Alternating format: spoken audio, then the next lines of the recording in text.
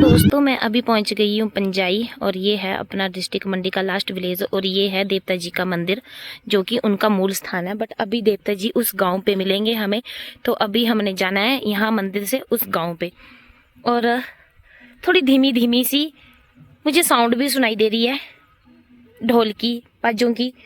सो हमें जाके मिलेंगे देवता जी ऊपर। और ये मेरी मासी जी हैं और ये फोटो शूट पे लगे हुए हैं बहुत अच्छे से, इनको फोटो शूट का लगा हुआ है। सो गाइस ये आपके लिए हेलो बोल रही है। सो मासी जी आपको कैसा लग रहा है, क्या कहना चाहोगे आप? बहुत अच्छा लग रहा है, मैं कुछ नहीं कहूंगी अभी। इनका कॉम्प्लीमेंट्री बहुत अच्छा था और मेरा भाई और मेरा मदर अभी तक आए नहीं बिकॉज क्योंकि वो थोड़ा गाड़ी के चक्कर में फंस गए हैं कहीं, आई थिंक सो। सो चलो देखेंगे हम। और गाइस यहाँ का व्यू बहुत अच्छा है, टूरिस्ट प्लेस भी अच्छा है। बट बात यही है कि यहाँ पे नेचर इतना खूबसूरत है और सबसे बड़ी बात यही हमारे लिए बहुत अच्छी बात है कि यहाँ पे नेचर को बहुत अच्छे से कायम रखा गया है, बहुत अच्छे से साफ सफाई हर जगह दिख रही है। और दोस्तों जब भी आप लोग यहाँ पे आए तो साफ सफाई का पूरा अच्छे से ध्यान रखें। क्योंकि साफ सफाई ही हमारी हिमालयन पर्वतों के लिए काफ़ी अच्छी रहती है। और जितना गंद हम डालेंगे, जितना गंद हम फैलाएंगे, उतना हमारे हिमालय पर्वतों के लिए नुकसानदायक भी है, ये आप सब लोग जानते ही हैं। सो जितना हिमाचल की ऊंची ऊंची चोटियों में बसे हुए हमारे देवी देवताएं जो है, देवभूमि हिमाचल की है, तो बहुत सुंदर लगता है जब देखते हैं हम कि इतना सुंदर मंदिर है। आप देख सकते हैं अलग से यहाँ पे साफ सफाई बहुत अच्छी है और भगवान सच में इतने एकांत में बसे हैं। सीरियसली यार, भगवानों को ऐसी जगह बहुत पसंद होती है, लेकिन हम टूरिस्ट आके ना ये चीज़ें खराब कर देते हैं। तो सो गाइज मैं भी टूरिस्ट ही हूँ, सो आप लोग भी आएंगे, आप लोग भी टूरिस्ट ही होंगे। सो तभी आपको मैं यहाँ के व्यू के बारे में बता रही हूँ। हर चीज़ मैं आपको अपने ब्लॉग में मेंशन करूँगी, कहाँ से मैं गई, कौन सा रास्ता था, मैं हर एक चीज़ आपको मेंशन करूँगी। आप पूरा ब्लॉग पूरा वॉच करना। सो आपको हर डिटेल मेरे ब्लॉग में पूरी फुल ऑन मिल जाएगी। सो बाय बाय दोस्तों। सो गाइज हम मंदिर पहुंच गए थे और ये वीडियो है मेरी वापसी की वीडियो और ये इस वीडियो का लास्ट पार्ट है। सो गाइज इस वीडियो को पूरा देखना, फुल व्लॉग को पूरा वॉच करना, क्योंकि इसमें आपको भगवान के बारे में हर चीज़ बताई गई है, पूरे अच्छे से, बहुत अच्छे से बताई गई है। उनकी प्राप्ति से लेकर उनकी स्थापना तक की, उनकी स्थापना कैसी हुई है, उनकी मान्यता क्या है क्या नहीं है, उनके नियम क्या है क्या नहीं है, कैसे नियम को पालन किया जाता है, हर चीज़ के बारे में विस्तार से बताया गया है। सो गाइज आप पूरा व्लॉग, फुल व्लॉग को वॉच ज़रूर करें ताकि आपको पता लग सके। और गाइज जो भी यहाँ पे जाना चाहेगा, दिल खोल के जाना, ईमानदारी से जाना, श्रद्धा लेके जाना। जिस भी इंसान की मनोकामना होगी वो पूरी होगी। अगर कोई श्रद्धा से जाएगा और ईमानदारी से जाएगा, उसकी मनोकामना भगवान पूरी करेगा। सो गाइज पूरी वीडियो को फुल देखिए। और ये मैंने आपको बताया था। और यहाँ से नीचे दिख रहा था पंडो एंड कुछ इस तरह से व्यू था भगवान के। हम दर्शन करके वापस घर जा रहे थे तो सोचा थोड़ा सा व्यू कैप्चर कर लेते हैं। हम बहुत ज़्यादा हाइट में थे तो आप देख ही सकते किस तरह का व्यू था, ये बहुत ही ज़्यादा हाइट में था। और यहाँ से जो नीचे दिख रहा है मेन में, ये मेन नेशनल हाईवे रोड दिख रहा था। सो गाइस वीडियो को पूरा देखिए, चैनल को सब्सक्राइब करें। आपके साथ हर एक वीडियो मैं बहुत अच्छे से शेयर करती रहूँगी, हर देवी देवता के वीडियो शेयर करती रहूँगी। जहाँ भी जाऊँगी आपके साथ ज़रूर वीडियो शेयर करूँगी। शायद अब मेरा टूर हर जगह बढ़ने वाला है, मैं पता नहीं कहाँ कहाँ जाऊँगी, तो सो व्लॉगिंग के माध्यम से आपको हर चीज़ बताऊँगी। सो गाइज़ आपको मेरी वीडियो पसंद नहीं आती होगी तो उसके लिए सॉरी, बिकॉज क्योंकि मैं ज़्यादा एडिटिंग नहीं करती हूँ। जो भी चीज़ है वो नेचुरल है। 2 वीडियो मैंने इसलिए डाली है क्योंकि मैं अपनी फैमिली के साथ गई थी और हम जैसे गए थे बातचीत करते हंसते गाते। सो मैंने उसके ब्लॉग भी अपलोड करे हैं कि फैमिली के साथ मेरा टाइम कैसा व्यतीत हुआ, तो मैंने उसके बारे में हर चीज़ प्योरिटी के साथ मेंशन करी है। सो बाकी मेरा ऐसा कोई टेंशन नहीं था कि मैं वीडियो को एडिट करूँ या कुछ ऐसा डालूँ वैसा डालूँ। मैंने बिल्कुल प्योर वीडियो डाली है। किसी को अच्छी लगी है तो भी सही, नहीं अच्छी लगी है तो भी सही, पर चलो ये कल को मेरे लिए भी बहुत ज़्यादा यादगार चीज़ें हैं, जो मुझे भी बहुत यादें रहेगी चीज़ें कि हाँ जी हम भी गए थे। आज नहीं सही, आज से 1 साल बाद भी हमारे साथ ये यादें जुड़ी रहेगी। सो गाइज अगर आप लोगों ने भी जाना होगा तो मैं अपने वीडियो में हर चीज़ मेंशन करके रखी है कि कहाँ से ये जगह रास्ता जाता है, कौन सी जगह। ये जगह पंजाई डिस्ट्रिक्ट मंडी की लास्ट विलेज है, इसके बाद डिस्ट्रिक्ट कुल्लू शुरू हो जाता है। सो गाइज पूरी वीडियो को ज़रूर देखें और बने रहें, पूरे फुल व्लॉग को वॉच करेंगे तो ही आपको इस चीज़ के बारे में पूरा पता लगेगा। अगर आप वीडियो को एंड में ही स्किप कर देते हैं एंड वीडियो को पूरा नहीं देखते हैं तो आपको किसी भी चीज़ के बारे में इतना पता नहीं लगेगा। सो लेट्स बने रहें मेरे पूरे व्लॉग में। Bye bye. चैनल को सब्सक्राइब करें, लाइक करें, शेयर करें ताकि आपको और से और ज़्यादा वीडियो मैं आपको दिखा सकूँ। सो बाय दोस्तों। सो गाइस, सबसे बड़ी बात ये है, अभी बज रहे हैं 9 सुबह के और हम अपने घर से जोगिंदर नगर से सुबह के 5 बजे निकले थे। तो अभी हम पहुंच गए हैं यहाँ पे 9 बजे। हाँ दोस्त भाई बढ़िया। देख रहे कितनी गोली दे दी इन लोगों ने। बोलता गड्डी फंसी हो, सलगाई रही थी दिमाग अपना। ऐसे झूठ बोल रहा है। ओए मासी थी दीदी बाहर खड़ी रही। क्या पहुंच गए हम मंदिर। पिंजरे की निकली ओए पहुंच गई हूँ मंदिर, वीडियो कॉल कर दिखाती हूँ।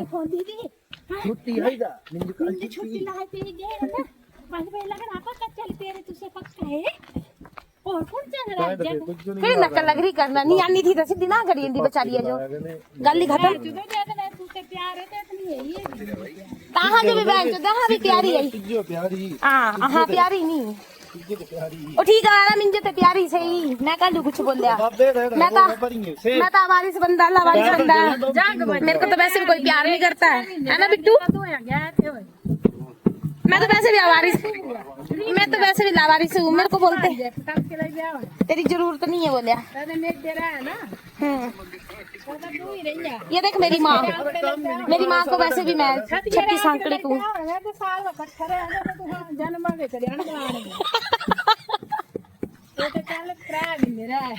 देख ले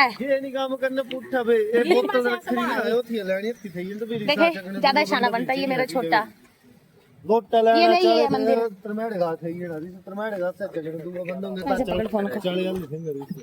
बस ऐसे पकड़ के चली गए, इतना ऊपर मत पकड़। दाल लग रहे सूझना तो डाल को ला रहे थे दस नहीं को ला रहे चकने इतना दाल सूझता है भाई। सो गाइस बहुत ब्यूटीफुल प्लेस है। एक पाग ज्यादा फुल मजे ले रहे हैं। पागल चल रही है वहाँ। ये देखा एक कहीं मेंटल हॉस्पिटल में नहीं मिलेगी पागल ऐसी। देख मेरी माँ मुझे बोली करती मेंटल हॉस्पिटल में ऐसी पागल नहीं मिलेगी। कहीं नहीं मिलेगी। डॉक्टर भी रह जाए। इसका इलाज ही नहीं है डॉक्टर के पास।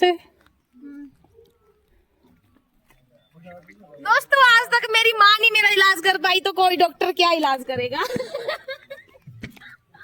जिसने मुझे पैदा किया उसी के पास मेरा इलाज नहीं है तो डॉक्टर के पास इलाज कहाँ से मिल जाएगा, है ना। हाँ बेटू जिस बंदे ने मेरे को पैदा किया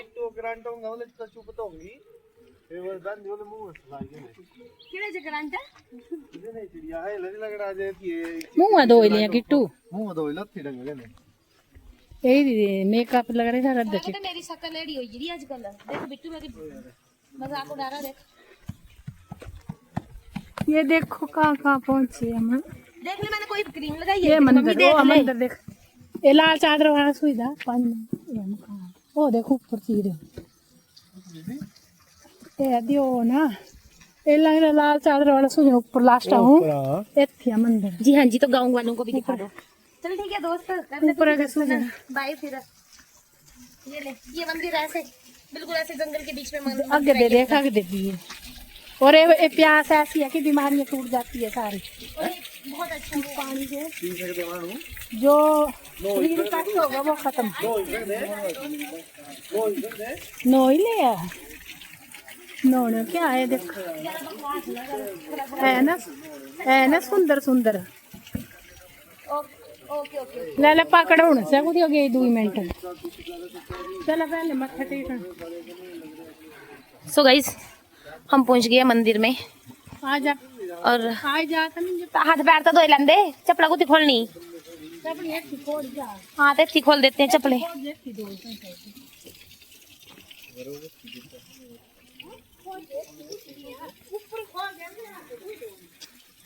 और यहाँ के नियमों को बहुत ज्यादा कठोर से माना जाता है ना। सही है। सुबह 3 बजे से पहले पूजा करना। काफी कठिन है यहाँ कठिन है। ये प्यास लेके ठीक हो जाती है, इतना विश्वास है। पे। विश्वास पर ही सब कुछ टिका हुआ है। विश्वास है तो सब कुछ है। ओ मच्छी है इसमें,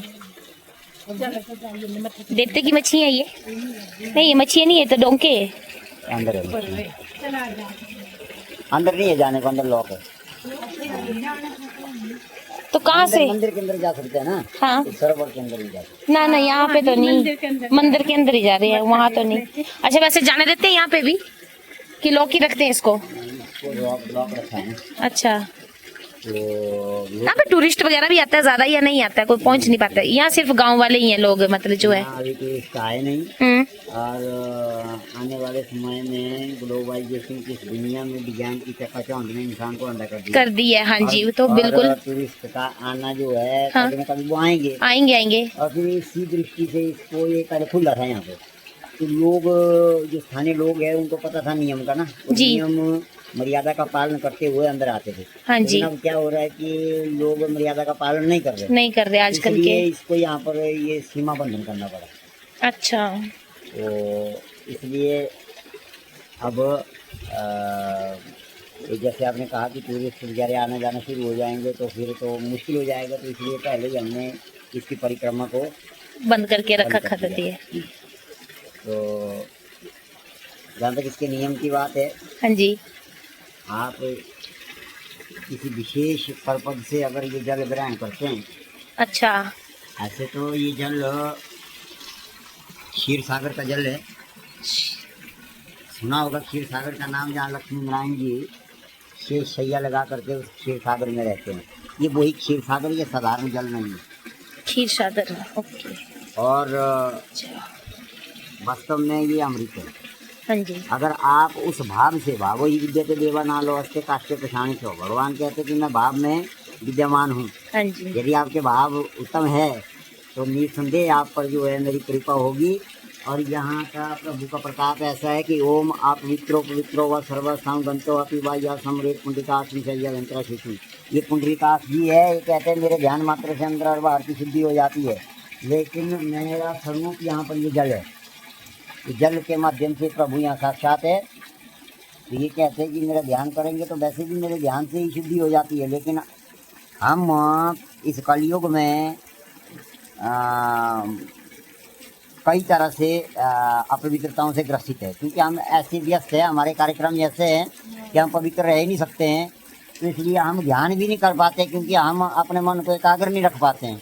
तो कारण ये है कि हम आए कभी इस जल को ग्रहण करें, और जब इस स्थान पर आएंगे कम से कम उस क्षण तो प्रभु में अपना ध्यान केंद्रित करें और उस भाव से इस जल को ग्रहण करें कि मुझसे जो है जितने भी अनिष्ट हुए हैं, और मुझसे जो है जितने भी कृत्य हुए जो जानबूझकर हुए होंगे, अनजाने में हुए होंगे, और ऐसी प्रार्थना करके अगर आप ये जल ग्रहण करेंगे, निस्संदेह आपके जो है जितने भी पाप आज तक हुए हैं सभी पाप पुण्य में बदल जाएंगे। लेकिन तब तक जब तक आप कर्म प्रधान विश्व रचि राखा, जो जस कर्म करा सो तक फल चाखा। ये संसार कर्म की खेती, जो बोएंगे सो पाएंगे, तेल लगाए बबुल के तो फिर आम कहाँ से खाएंगे। कि अर्थात के कर्म पर निर्भर है। आप कर्म करेंगे, इसके बाद अगर फिर उल्टा काम करेंगे तो फिर प्रभु पीछे हट जाएंगे, क्योंकि वो कहते हैं कि मैंने संसार को कर्म प्रधान बनाया हुआ है, और कर्म ही वो बल है जहाँ से आपका भाग्य बनता है, भाग्य से कभी कर्म नहीं बनता है।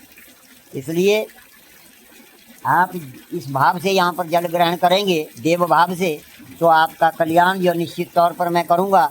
परंतु यदि इसके बाद जा कर के आप उल्टा काम करेंगे तो फिर मेरी जिम्मेवार नहीं है, क्योंकि कर्मों का फल तो फिर पाना है। फिर उसी तरीके से आपको वो कर्म के फल भुगतने पड़ेंगे। अगर आप बोलेंगे यहाँ पर आकर के हमने जल ग्रहण कर लिया तो प्रभु हमें तो आराम हुआ नहीं, तो आपको देखना पड़ेगा यहाँ से जाने के बाद आप कितने जो है उस अपवित्रता के दायरे में रहे। आप तो रहे नहीं, आप निकल गए, आप तब भूल गए कि मैं वो जल लेके आया था या मैं जल लेके आई थी। तो इसलिए ये नियम बड़ा नियम है यहाँ का। फिर भी यदि आप चाहते हैं कि आप विशेष कृपा प्रभु की चाहते हैं तो फिर आपको नियम में बंधना पड़ेगा। निसंदेह आपको यहाँ पर प्रभु का जो है वो जिसको चमत्कार बोलते हैं वो आपको दिखेगा। परंतु उसके नियम है कि जैसे आप इस जल को ग्रहण करते हैं, आप सुबह 11 बजे से पहले आइए, इस जल को ग्रहण करें और स्नान के उपरांत स्नान भी करे, जल को ग्रहण भी करे, तो अंदर और बाहर की शुद्धि हो जाएगी। अंदर पिएंगे अंदर की शुद्धि होगी, बाहर से स्नान करेंगे बाहर की शुद्धि हो जाएगी।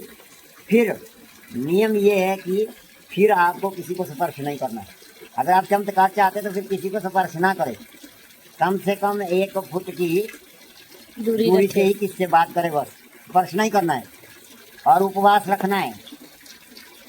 ये तय आपको करना है कि 1 दिन के लिए उपवास रखेंगे तो उतना चमत्कार दिखेगा, अगर रोज रखेंगे तो उतना चमत्कार दिखेगा। यदि आप 1 दिन तय करते हैं कि हमने मंगलवार को करूंगी या सोमवार को करूंगी या किसी वार को करूंगी, निसंदेह प्रभु के चमत्कार दिखते हैं। प्रभु कहते हैं कि अगर आपको मेरा चमत्कार दिखना है, आपको पता है कि बिजली में करंट होती है, तो इधर से तो लग नहीं रही है, उसको स्पर्श करना पड़ेगा, उसका नियम है, उसको छुओ तो आ जाएगी करंट, है ना।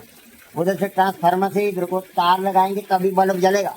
तो आप बल्ब है, आपको चाहिए ट्रांसफार्मर से कनेक्टिविटी, यानी ईश्वर से कनेक्टिविटी चाहिए ना। चमत्कार तभी होगा, प्रकाश तभी होगा। तो आपको उन नियमों का पालन करना होगा। वो तार वही है, ध्यान का तार है वो, आपको इस माध्यम से जुड़ना होगा, उपवास करने होंगे। ये 3 तरह के सूत्र है, जप तप पर यज्ञ। हम हम परिचित ही नहीं है इनसे, तो कुछ भी नहीं है, ये सब कुछ नहीं करना है। कलयुग के लिए भगवान ने बोला है कि सतयुग में था 1 लाख वर्ष तपस्या करनी पड़ती थी, तब जाके तपस्या का फल मिलता था। और त्रेता में 10,500 वर्ष तपस्या करनी पड़ती थी, तब जाके तब का फल मिलता था। और द्वापरा में 10,000 वर्ष। लेकिन कलयुग में भगवान ने कहा कि कलयुग का आदमी बहुत व्यस्त होगा, इसलिए कुछ नहीं करना है, ना तो वो सत्य में रह पाएगा। आप स्वयं से पूछिए, अपने हृदय में विचार करके पूछिए, ना तो हम सत्य में है, ना हम तप कर सकते हैं। थोड़ी देर ध्यान करते हैं मन बढ़ भी जाता है, ना हम यज्ञ करते हैं। यज्ञ भी कभी करते हैं जब शादी ब्याह हो घर में, या नया घर बना दिया तब कर दिया, वो भी फॉर्मेलिटी कर लिया। लेकिन जब ये सत्य तप और यज्ञ हो नहीं पाते, तो भगवान ने कलयुग के लिए कितना सुंदर बताया है। हमें इसे परिचित होना चाहिए, उसका पालन करना चाहिए। नाम कीर्तन से सर्व पाप विनाशनम, कि मेरे नाम का संकीर्तन करे। संकीर्तन का अर्थ है कि मेरे नाम का उच्चारण करे, मेरा नाम पुकारो। हम तो वो भी नहीं पुकार पा रहे, दिक्कत यहाँ है। भगवान कहते हैं कलयुग में आपका कल्याण है, निसंदेह कल्याण है, पर मेरा नाम तो याद करो। अब सुबह से शाम तक आप जब शाम को घर जाएंगे, लाइट बंद करके सोचना आज मैंने प्रभु का कितनी बार नाम लिया। मांगने तो चले जाते प्रभु से, कैसे लेंगे? प्रभु बोलते मेरा नाम तो लो तब तो दूंगा। नियम तो बताया है ना प्रभु ने, नाम कीर्तन करना पड़ेगा। नाम कीर्तन के लिए कुछ नहीं गाना गाना है, आपको प्रभु का नाम लेना है, जो भी आपके प्रभु है। यहाँ पर आए हैं, जल को ग्रहण करें, पर भाव अगर देव भाव होगा, निसंदेह आपका कल्याण प्रभु करेंगे। तो ऐसी प्रार्थना प्रभु से करें कि हम यहाँ पर आए हैं, जल ग्रहण करके जा रहे हैं। अब जितना भी हमसे हो पाएगा उतना हम करेंगे, नहीं हो पाएगा तब भी हम आपसे कुछ नहीं चाहते, हो पाएगा तब भी हम कुछ नहीं चाहते। बस आपने हमको अष्ट पुष्ट बनाए हैं और आप हमको बस सन्मार्ग दिखाए और हमसे अच्छा कार्य हो। तो ये ऐसी प्रार्थना प्रभु से करें, क्योंकि उन लोगों को देखो जो बेचारे जिनका शरीर पूरा नहीं है, वो कैसे जीते होंगे। तो ऐसे लोगों को आप देखेंगे तो आपको लगेगा कि मैं तो बहुत बलशाली हूँ, मेरे को तो प्रभु ने संपूर्णता दी हुई है। तो इसलिए इस संसार के मोह से हमको बाहर निकलना चाहिए। हमारी जो है एक मुँह रहता है ये कि हमको प्रभु इतना हष्ट पुष्ट बनाए है, करना कुछ नहीं, हमको देव जी सब कुछ, ऐसे थोड़ी मिलता। हर चीज के कोई सूत्र है, सूत्र का अर्थात है कि नियम, हर चीज के नियम है, रूल ऑफ रेगुलेशन हर चीज के हैं। तो इसलिए आप अगर आए हैं यहाँ भ्रमण के लिए, प्रदर्शन के लिए मत आओ, दर्शन के लिए आओ और दर्शन पाके जाओ। आज की व्यथा ये हो गई है, लोग प्रदर्शन के लिए आ रहे हैं। प्रदर्शन का होता है दिखावा करना। तो इसलिए आप देव भाग, चलो कोई बात नहीं, अच्छी बात है, आप घूमो जिस भी भाग से आप आए, लेकिन आपका ये सौभाग्य है। कहते हैं कि ऐसे स्थान के दर्शन तब मिलते हैं जब हमारा एक भाग्य जागृत होता है, तब वहाँ का पूरा प्रमाण आपको मिलता है। एक दिव्य योग है प्रभु का कि मुझे भी इस घड़ी में भेजा और आपको भी अभी बुलाया, तो आपको कुछ प्रभु ने बताना था। तो ऐसे तीर्थ स्थान पर प्रभु ने आपको बताना था। ये आपके पूर्व जन्म, अर्थात आपके पूर्व जन्म का आपका कर्म है ना, पूर्व जन्म में आप ईश्वर से जुड़े हुए थे। तो ये सब बताते, यहाँ बड़ी भीड़ लगी रहती है। हम लोग बताते नहीं, किसी को कोई पूछता है तभी बताते हैं, क्योंकि जब कोई याचक आएगा यजमान तभी तो देगा। अगर आप ये बोतल ले आएंगे, पात्र ले आएंगे तभी तो भर के जाएंगे, पात्र ही नहीं लाएंगे तो फिर क्या है, आओ और जाओ। ऐसा है, आपका पूर्व जन्म का बल है, पूर्व जन्म के पुण्य कर्म है आपके कि आप ऐसे तीर्थ स्थान पर आए और आपको ईश्वर ने एक दिव्य प्रमाण दिया, ये देना था हमें। तो इसको सुनने से भी कल्याण होता है और जल ग्रहण करने से भी अनेकों तरीकों से प्रभु ने आपके कल्याण के आज यहाँ पर कारण बने हैं। जी जी। तो वो कुछ नहीं चाहते बदले में, यह ददाती स्वदेवता, वो देने वाले हैं। वो कहते हैं कारण करुणामय, कृपा निधान, मेरी कृपा जो है बिना किसी कारण आप पर लगी हुई है, निर्भर आप पर करता है कि आप उसको भंडारण कर पाते कि नहीं कर पाते। अब हम कुछ और ही भंडारण करने में लगे हैं तो फिर तो दोष हमारा है ना। यहाँ पे कौन से देव हैं ये, क्या बोलते हैं? पुंडरीकाक्ष जी। कौन सी? पुंडरीकाक्ष जी। कुंडरी काठ जी। पुंडरी पुंडरी कुंडरी काठ काठ। रहता है इनका जो कुंडरी नाम है, काठ। हाँ जी। वो पुंडरीकाक्ष है। 5 शब्दों के समागम से वाक्य बना, प द र क छ, है ना। हमने कहा ये क्षीर सागर है तो सबसे पिछला अक्षर बोलता है कि मैं क्षीर हूँ। ये क्षीर सागर है, इसका नाम ही पुंडरीकाक्ष है, इसलिए इसका नाम पड़ा क्योंकि ये क्षीर सागर से इसकी उत्पत्ति हुई है। ये मूल में लक्ष्मी नारायण है। ये अच्छा। लक्ष्मी नारायण के आंख से निकले हुए, अच्छा। और इनको इसलिए निकलना पड़ा। गणपति जी को प्रथम पूज्य का आप परिचित होंगे कि गणपति जी प्रथम पूज्य है। हाँ जी हाँ जी परिचित है ना आप? हाँ जी गणपति जी जो प्रथम पूज्य है, गणपति जी ने कहा कलयुग का आदमी काफी कलंकित होगा, हाँ जी। मैं नहीं कर पाऊंगा कृपा दृष्टि। अच्छा। अरे बोले ऐसे कैसे होगा, फिर कैसे चलेगा ये धर्म का विधान? बोले बिना धर्म से जो है धरती चलेगी नहीं, लेकिन उसके लिए कुछ ना कुछ जो है निर्माण उसके लिए करना पड़ेगा। तो अब निर्माण करना पड़ेगा। देव सभा लग गई, तो देव सभा लगी तो देव सभा में शिव ने लक्ष्मी नारायण से कहा कि लक्ष्मी नारायण जी कार्य प्रारंभ करे। तो जब देव सभा लगी तो लक्ष्मी नारायण जी ने ध्यान धरा कि ये तो बड़ी व्यथा हो गई। ये कहते हैं कि कलयुग का आदमी तो बहुत अपवित्र होगा, मैं कैसे उस पर कृपा कर पाऊंगा, कैसे धर्म चलेगा? कम से कम मुझे थोड़ा सा योग्यता चाहिए, जिससे एक होता है ना कि अभी इतना बड़ा झाड़ है, हमें जाना है कहीं से, अगर रास्ता है तभी निकल पाएंगे ना। तो इसलिए ऐसा एक इसके लिए मार्ग प्रशस्त करना पड़ेगा ताकि गणपति जी धर्म के इस धारा प्रवाह को चला पाए, क्योंकि वो प्रथम पूज्य है। तो आज भी बोलते हैं हम कि गणपति जी को इसलिए प्रथम पूज्य की उपाधि मिली कि कुछ कर पाए, कोई पूजा हमसे हो ना हो, गणपति पूजा कर लो, हो गया कल्याण। तो गणपति जी बोलते हैं मैं नहीं ऐसे कल्याण कर सकता, क्योंकि कलयुग का आदमी अपवित्र होगा। तो थोड़ी सी पवित्रता चाहिए, तो क्या करना पड़ेगा? तो लक्ष्मी नारायण जी ने एक रूप अपना धरा और वो हिमालय पर्वत में उत्तर दिशा में यहाँ पर धरा। और जब धरा तो भविष्यवाणी हुई कि या समरेत पुंडरीकाक्ष यंत्रा शुचि, के उन्होंने कहा कि अपवित्रता के कारण गणपति जी के मार्ग में बाधा थी। तो जब उनकी उत्पत्ति हुई, श्वेत कमल लेकर के जब वो पैदा हुए, प्रकट हुए, तो उनके जब उसके बाद जो दिव्यवाणी हुई कि ओम अपवित्रो पवित्रो व सर्वसाम, यानी सब प्रकार की अपवित्रता को पवित्रता में बदलने वाले प्रकट हो गए। ओम अपवित्रो पवित्रो व सर्वसाम गंतो अपि वा या समृत पुंडरीकाक्ष यंत्रा शुचि, कि मैं वो पुंडरीकाक्ष से सब प्रकार की शुद्धि करता हूँ, अंदर और बाहर की। या समृत पुंडरीकाक्ष यानी समृत यानी अंदर की और बाहर की, स्वायाभ्यंतरा, समृत अंदर की और बाह्य बाहर की। अति नील घनश्यामम नलनयत लोचनम सम रामी पुंडरीकाक्ष तेन सनातो भवा महम, जो इस भव सागर से आपको तारते हैं वो पुंडरीकाक्ष जी है। वो अति नील घनश्यामम, वो इस नील गगन की तरह जब वो पवित्र कर लेते हैं तो वो अगर उनके ध्यान में आप रहे तो फिर ऐसी पवित्रता होगी जितना गहरा ये नील गगन है इसको नापते जाओ। तो इसलिए ऐसे पुंडरीकाक्ष जी आपको भव सागर से तारते हैं, इसलिए इनका ये रूप इन्होंने धरा। और तब जाकर के जब हम आज भी, अब गणपति जी का मार्ग भी प्रशस्त हो गया, तो गणपति जी ने कहा अब तो मैं कर सकता हूँ। कैसे कर सकता हूँ? कलयुग का आदमी अपने कलयुग के कार्य में व्यस्त है ना। हम कई तरह से ग्रसित है अपने कलयुग के कार्य में। तो जाहिर सी बात है कि संसार में हम संसार के वशीभूत हम अपवित्रता से हमारा पाला पड़ेगा।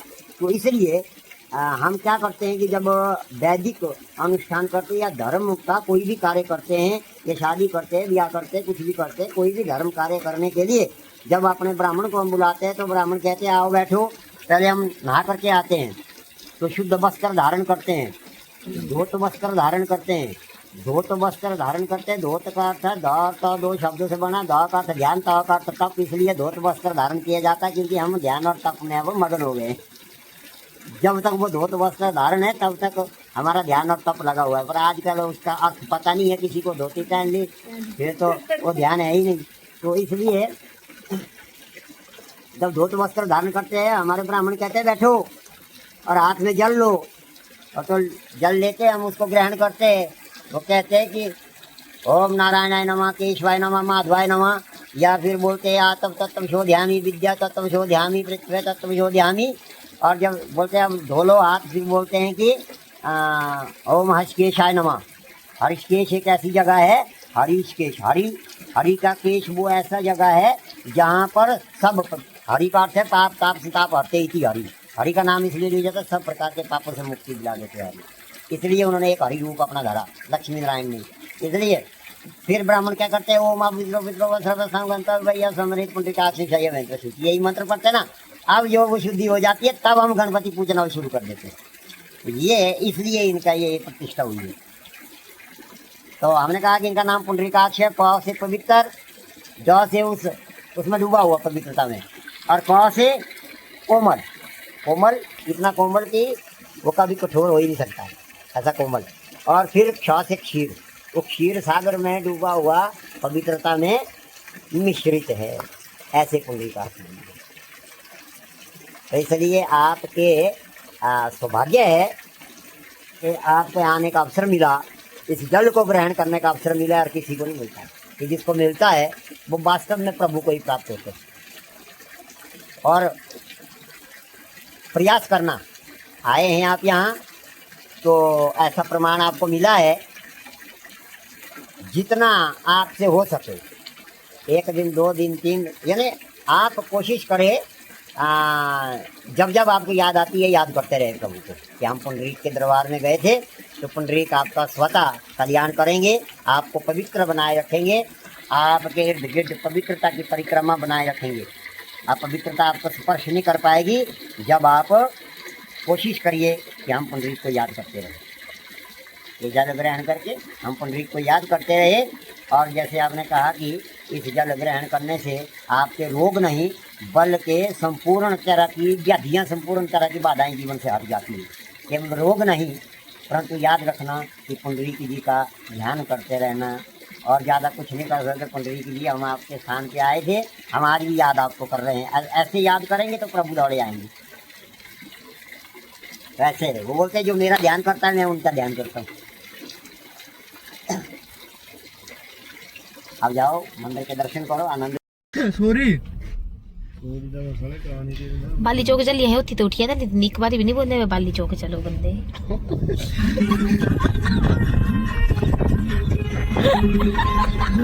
सारी चली गड्डी रेडे क्या बंदा था यार, सारा एंजॉय हुआ था। दियोरा हमारी बोलो में गड्डी उतरा भाई, चलो बाली चौक की मैंने चला गया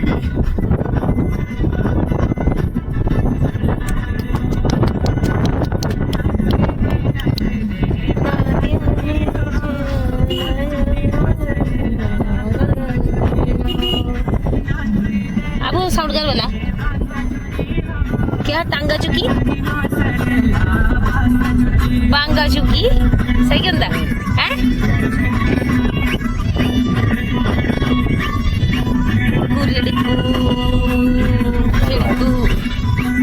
कुरिड़कू